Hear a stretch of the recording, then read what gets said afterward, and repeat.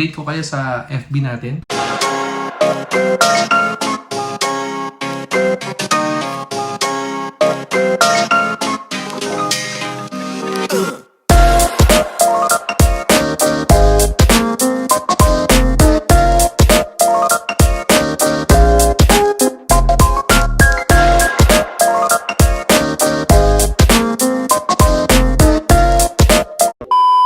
Okay, so pag-usapan natin, share ko lang sa inyo saglit yung mga ginagawa natin dito sa FB. Yan, naka-championship white na yan. Siguro ngayon nyo pala nakita. Teka, baba natin tong hood. Yun. Oh, di ba? Pwede na. Pogi naman. Tapos, may module na siya. Yan. Is ganito lang kasimple. Ito yung negative black, positive red, ito yung ground. So, niisip ko kung itatap ko to sa headlight para kapag nakabukas yung headlight, bubukas tong ilaw.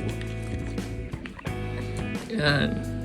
Or, gawin ko siyang full DRL, itap na lang natin sa ignition. Hindi siya fit sa mga Japan na FB. Pero sa Thai, fit siya. Ayun yung screw niya.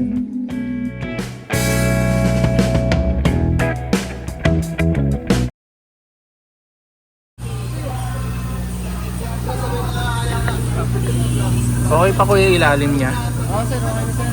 Baka naman tayo sir. Dito sir. Ito yung pinabot ko dito sir. Tapos ito. Bakit? Ang napansin nga kami dito sir. Kasi kung gano'n namin sa loob, may nalang is pa rin. Ito, siraan na pala ito sir.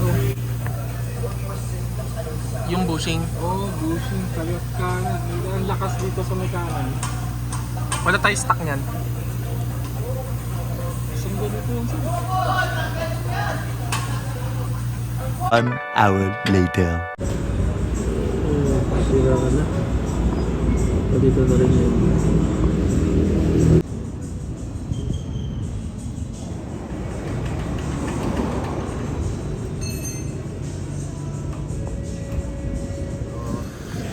Yung mga may langit na yan. Okay, yan. Control R. Palit tayo yan. So, may langit din tayo naririnig pa. Ito yung advice ng kasa. Ito ay meron konting crack. Pero ito butas na. Check.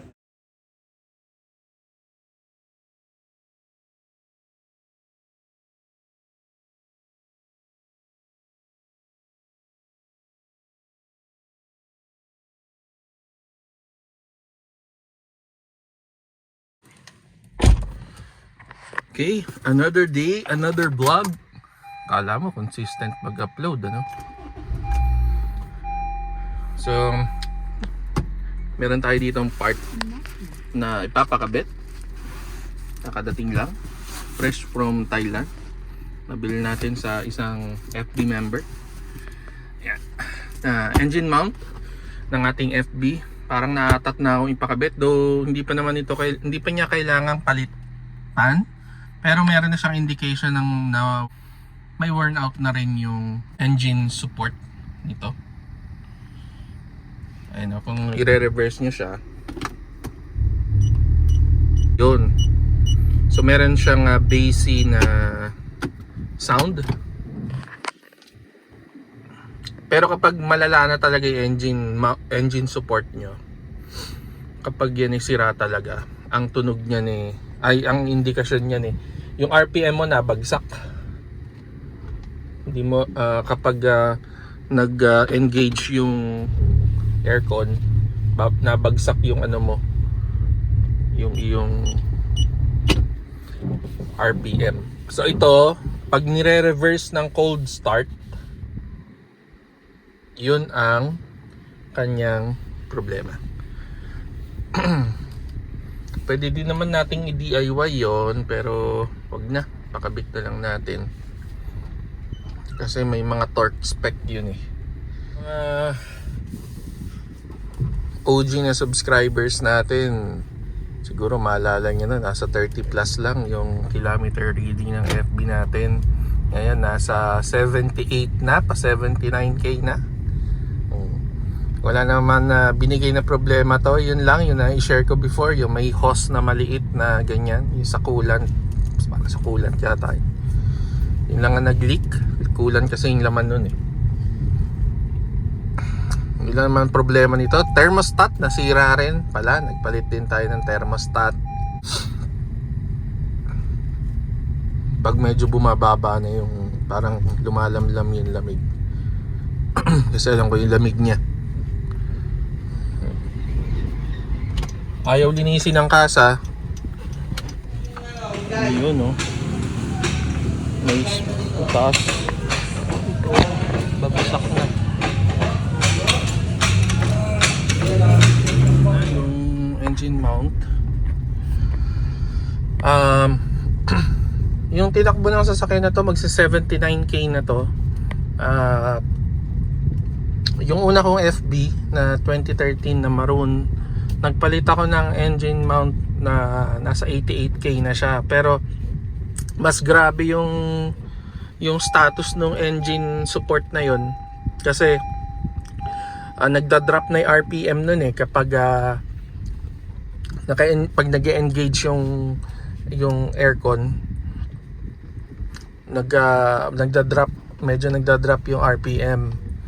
So ito, bago ko palitan to, hindi naman siya umabot sa ganun. Kaya actually ayaw pa nga palitan ng ayaw pa nilang palitan, okay pa daw. Pero kagaya nung pinakita ko dun sa video, bagsak na yung engine support Hindi kagaya nung bago, 'di ba? Mas may space siya. Yan.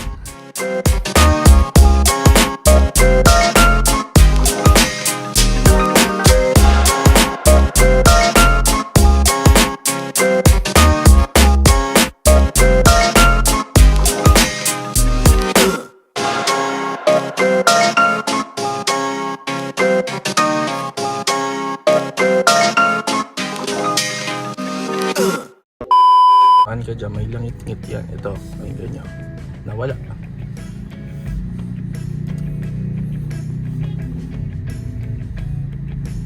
So, yung control arm bushing yun. Laking ginhawa. Kasi nakakapraning kapag may mga ganyan langit-ngit. Ayan. Solid. By the way, ang transmission nito ay naibaba na, pinalitan ng o-ring, ng gasket, yung mga kailangan palitan. Ganun din yung sa may engine nya, VTEC solenoid, gasket, pati o-ring, palit na rin. Nung napalitan yung mga yon, mas tumipid. Tapos bumalik ako sa 0W20 ng Honda. Okay, matipid siya. Fit na pang daily yung FB. Ito yung mga pinalitan natin dito. Unang-una yung engine mount. Siyempre dapat original, papalit mo dyan. Belt, nagpalit na rin. Ang auxiliary fan, hindi pa, okay pa. Saka mga leaks. Ayan. Tapos yung latest leak niya, itong dipstick. Kasi nung binaba yung transmission sa kasa, malutong na yung goma niyang dipstick. Pinalitan ko lang ng bago. Mura lang naman yun, nasa 1.8, 1.6 yata.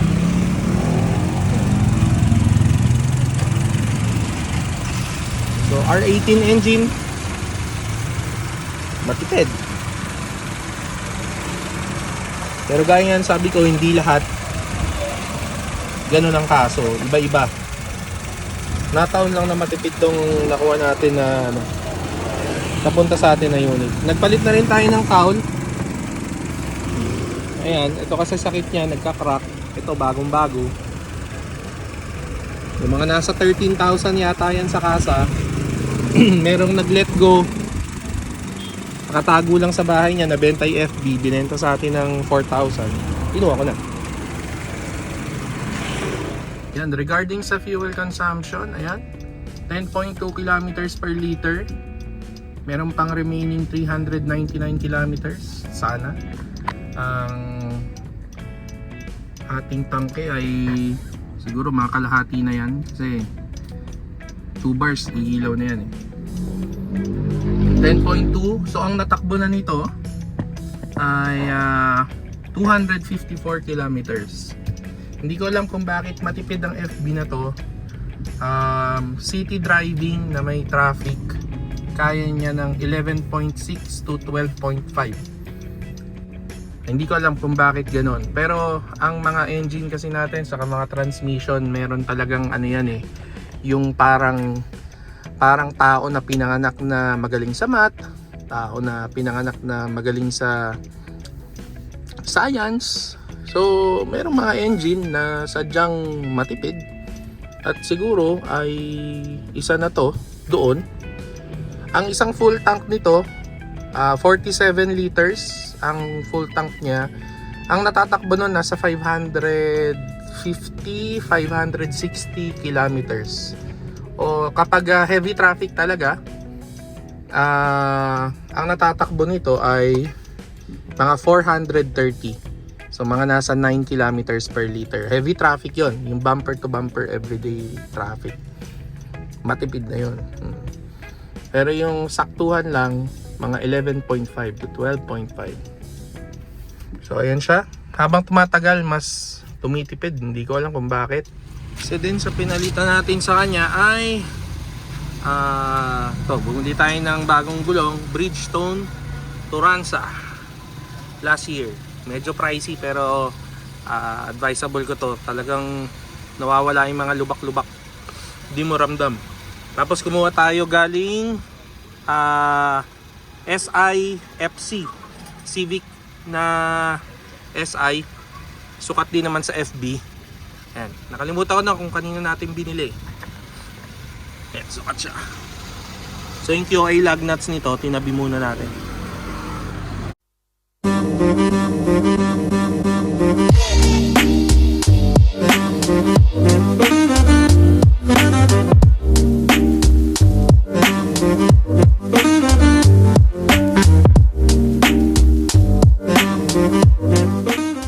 So if you're planning to get this Civic o kahit basta 10-year-old car pataas, ito yung ilan sa mga pwedeng abutan ng sira pagkabili mo.